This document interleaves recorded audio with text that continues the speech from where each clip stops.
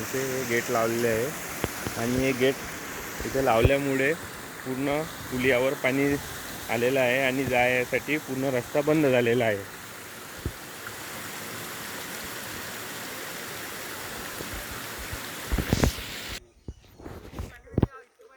इतकं पाणी आहे.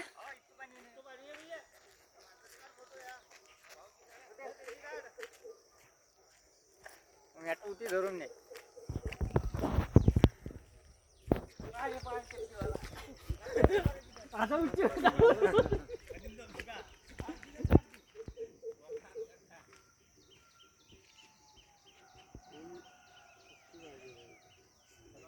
असे चप्पल आधी घे बनेन वरत कसं असं पाण्यातच जगे थांबून द्या पाण्यात होऊ द्या पाण्यात हो.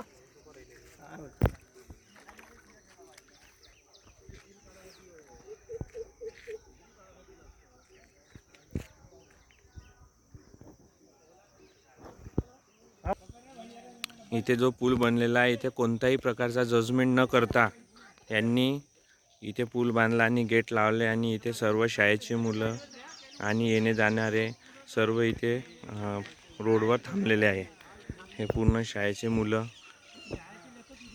इथं थांबलेले आहे. पूर्ण फोटो निकालता तुम्हाला हे शाळेत जाणारे मुलं आता ह्या पाण्यामधून कसे जाणार. इथे लवकरात लवकर काहीतरी उपाय करावा.